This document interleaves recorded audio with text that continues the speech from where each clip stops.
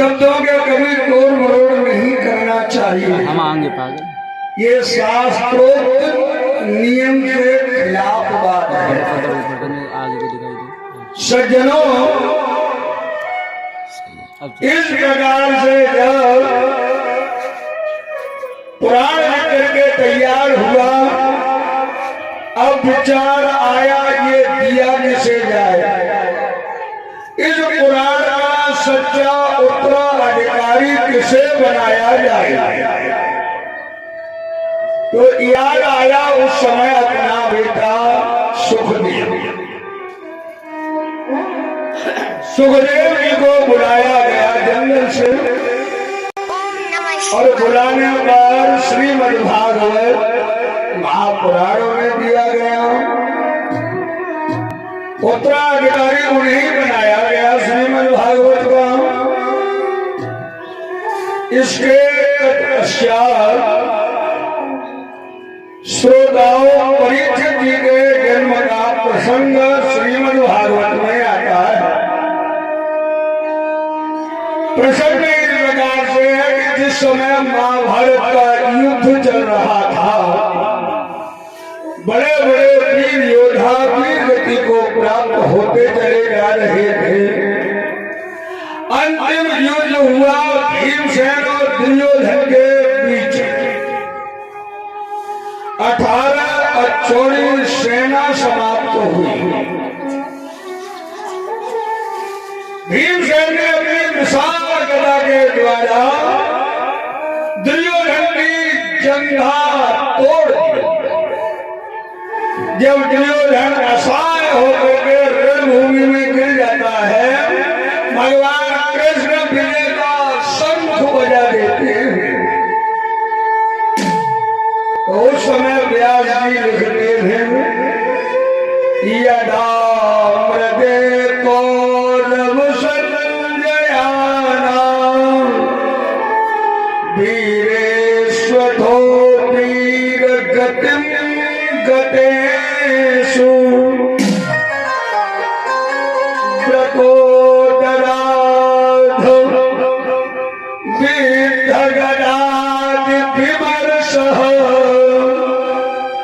भगनोर गंडे धृतराष्ट्रपुत्र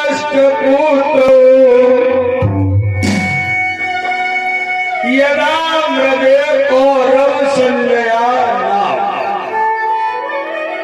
कौरव का जब विनाश हो जाता है, और कौरवों का विनाश हो जाने पर भगवान कृष्ण पांडवों को अपने साथ में लेकर के चले जाते हैं।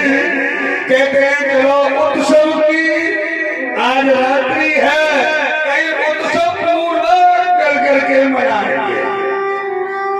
पांडव चले जाते हैं। जहाँ रोजाना पांडव सोते थे, पांडवों की 5 सैया, 5 जो जगह थी सोने की, वे 5 सैया खाली पड़ी हुई थी। पांडवों में हम सकल द्रौपदी के पुत्र थे। द्रौपदी के पुत्रों ने खाली सैयाओं को देख करके शयन किया, और उधर युद्ध स्थल में बड़ा बड़ा दुर्योधन चढ़ा रहा था। दुर्योधन से मिलने के लिए गुरु का बेटा अश्वत्थामा आता है, और अश्वत्थामा के आने पर अश्वत्थामा ने कहा, मित्र तुमने उन्हीं को अपना सेनापति बनाया जो केवल और केवल शरीर से तुम्हारे पक्ष में थे, न तो बुद्धि से तुम्हारे पक्ष में थे, न आशीर्वाद से तुम्हारे पक्ष में थे। अगर ये मौका एक बार मुझे मिला होता तो मैं दिखाता कि युद्ध होता कैसे है। टूटी हुई जंघा से रक्त बह रहा था, वहीं से रक्त लिया, अश्वत्थामा का तिलक कर दिया। कहा अश्वत्थामा जब तक मैं नहीं मरूंगा तब तक युद्ध विराम मत समझो। सज्जनों, उसी समय अश्वत्थामा से दुर्योधन दुखी होकर के बोला, मुझे मरने का बिल्कुल भी भय नहीं है। योद्धा युद्धस्थल में मरते ही हैं, पर एक दुख है जिस दुख से मैं दुखी हूं। वो दुख क्या है कि मैं 100 भाई था, आज एक भी नहीं बचा। मेरा मित्र कर्ण वो भी नहीं बचा, और पांडव 5 थे, दुष्ट एक भी नहीं मरा। 5 में से अगर एक भी मर जाता मेरी आत्मा को शांति हो जाती, मुझे कोई कष्ट नहीं होता। अश्वत्थामा ने कहा जरा सा कष्ट है, चिंता मत करो, तुम एक पांडव की बात कर रहे हो, हम 5 पांडवों के सर काट करके तुम्हारे चरणों में ला करके समर्पण कर देंगे। कन्याय से अश्वत्थामा सज्जनों रात्रि में ही चल देता है, और अश्वत्थामा गया जहां पांडव सोते थे। रोजाना अश्वत्थामा को पता था, उन्हीं सैयाओं के पास में पहुंचा। पांडव तो नहीं थे, पांडव पुत्र थे। रात्रि में जल्दी जल्दी में उसने पहचान नहीं की, 5 के सर काट करके कपड़े से ढक करके दुर्योधन के सामने ला करके रख दिए। पहले तो दुर्योधन बड़ा खुश हुआ, चलो पहले नहीं मर पाए तो मरते समय तो पांडवों को मरा हुआ देख ही रहा हूं। सजरों जैसे ही कपड़ा हटाया, पांडव नहीं थे, पांडव पुत्र थे, तब तो दुर्योधन और ज्यादा दुखी हुआ। कहा, अरे अश्वत्थामा, तूने ये अच्छा नहीं किया। मेरा बैर पांडवों से था, पांडव पुत्रों से नहीं। इन्हें मार करके तो तूने मुझे कोई पानी देने वाला भी नहीं छोड़ा। महादुखित होता हुआ उसी समय दुर्योधन देवांत को प्राप्त हो जाता है, दुर्योधन समाप्त हो जाता है। दुर्योधन के समाप्त हो जाने पर अश्वत्थामा समझ गया सवेरा होगा, अर्जुन मुझे नहीं छोड़ेगा। अश्वत्थामा जंगल के लिए चला जाता है। जब जंगल के लिए चला गया, सवेरा हुआ, द्रौपदी जैसे ही देखती है कि मेरे 5 बेटाओं के धड़ पड़े हुए हैं, सर कटे हैं, सर का कोई पता नहीं है, द्रौपदी दहाड़े मार मार करके रोने लगती है।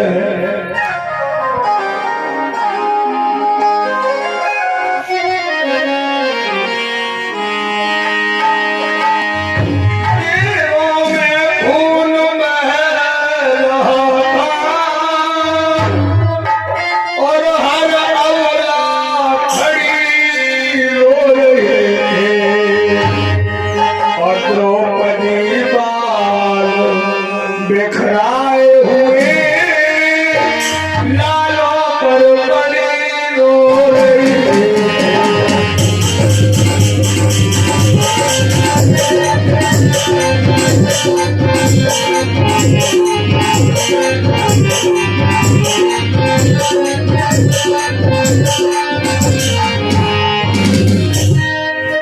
ऐसे हाँ बेटा कहकर के पठारे खा रही थी।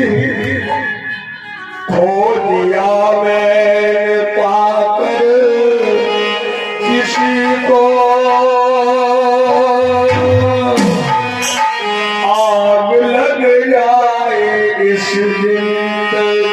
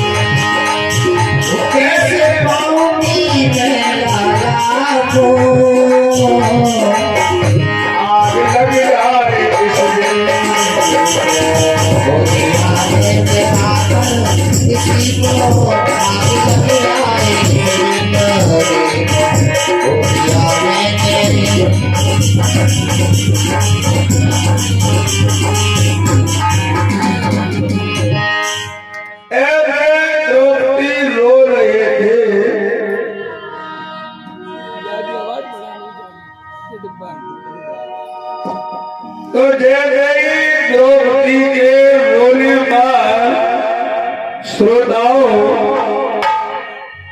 अर्जुन आ जाते हैं, भगवान कृष्ण आ जाते हैं। अर्जुन ने द्रौपदी को समझाया, द्रौपदी तुम वीर